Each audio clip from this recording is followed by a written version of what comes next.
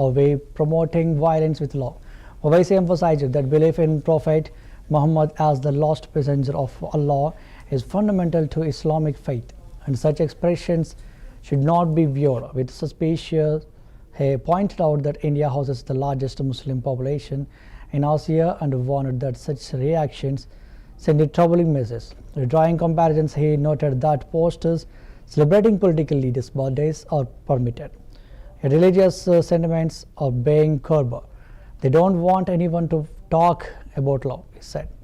Expressing concern over the growing intolerance, he concluded with a poignant question: what will happen? Where will we go?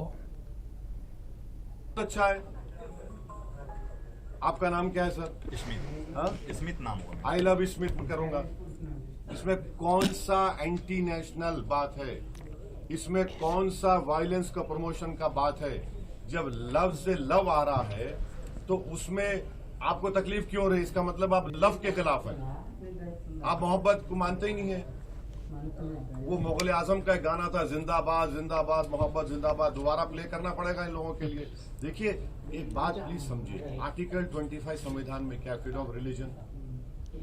अगर मैं जिसमें मुझे मोहब्बत है और मुसलमान उस वक्त तक मुसलमान नहीं होता जब तक कि वो प्रॉफिट मोहम्मद को अल्लाह का आखिरी नबी रसूल ना माने, और उस वक्त तक उसका ईमान मुकम्मल नहीं होता जब तक कि वो दुनिया में तमाम चीजें ज्यादा प्रॉफिट मोहम्मद को चाहे। ये संघ परिवार और आरएसएस बीजेपी के लोग कभी सोच भी रहे हैं कि भारत में 18-19 करोड़ मुसलमान रहते हैं, जो सब कॉन्टिनेंट हो या एशिया में सबसे ज्यादा यहां पर रहते हैं। आप क्या मैसेज दे रहे हैं दुनिया को? क्यों ऐसा कर रहे हैं भारत के बारे में आप लोग? अरे सोचो थोड़ी देर के लिए।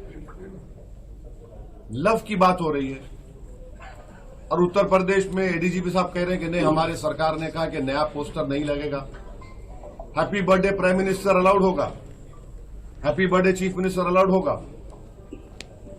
तो फिर आप एक कानून बना दीजिए कि इस देश में कोई लव की बात करेगा ही नहीं, तो पहले हॉलीवुड बैठ जाएगा।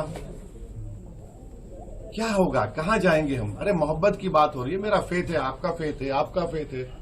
भारत की खूबसूरती यही तो है कि भारत हर मजहब को मानने वालों को मानता है, जो नहीं मानता खुदा को उसको ही मानता है भारत। तो ये तो अजीब है कि ये लव के खिलाफ है ये लोग। तो अच्छा है। आपका नाम क्या है सर? स्मिथ। हाँ? स्मिथ नाम हुआ। आई लव स्मिथ करूंगा। इसमें कौन सा एंटी नेशनल बात है? इसमें कौन सा वायलेंस का प्रमोशन का बात है? जब लव से लव आ रहा है तो उसमें आपको तकलीफ क्यों हो रही है? इसका मतलब आप लव के खिलाफ है, आप मोहब्बत को मानते ही नहीं है। वो मुगल आजम का एक गाना था, जिंदाबाद जिंदाबाद मोहब्बत जिंदाबाद, दोबारा प्ले करना पड़ेगा इन लोगों के लिए। देखिए एक बात प्लीज समझिए, आर्टिकल 25 संविधान में क्या, फ्रीडम ऑफ रिलीजन। अगर मैं जिसमें मुझे मोहब्बत है और मुसलमान उस वक्त तक मुसलमान नहीं होता जब तक कि वो प्रॉफिट मोहम्मद को अल्लाह का आखिरी नबी रसूल ना माने, और उस वक्त तक उसका ईमान मुकम्मल नहीं होता जब तक कि वो दुनिया में तमाम चीजें ज्यादा प्रॉफिट मोहम्मद को चाहे। ये संघ परिवार और आरएसएस बीजेपी के लोग कभी सोच भी रहे हैं कि भारत में 18-19 करोड़ मुसलमान रहते हैं, जो सब कॉन्टिनेंट हो या एशिया में सबसे ज्यादा यहां पर रहते हैं। आप क्या मैसेज दे रहे हैं दुनिया को? क्यों ऐसा कर रहे हैं भारत के बारे में आप लोग? अरे सोचो थोड़ी देर के लिए। लव की बात हो रही है और उत्तर प्रदेश में एडीजीपी साहब कह रहे हैं कि नहीं, हमारी सरकार ने कहा कि नया पोस्टर नहीं लगेगा। Happy birthday prime minister allowed होगा, happy birthday chief minister allowed होगा। तो फिर आप एक कानून बना दीजिए कि इस देश में कोई लव की बात करेगा ही नहीं, तो पहले हॉलीवुड बैठ जाएगा। क्या होगा? कहां जाएंगे हम? अरे मोहब्बत की बात हो रही है। मेरा फेथ है, आपका फेथ है, आपका फेथ है। भारत की खूबसूरती यही तो है कि भारत हर मजहब को मानने वालों को मानता है, जो नहीं मानता खुदा को उसको ही मानता है भारत। तो ये तो अजीब है कि ये लव के खिलाफ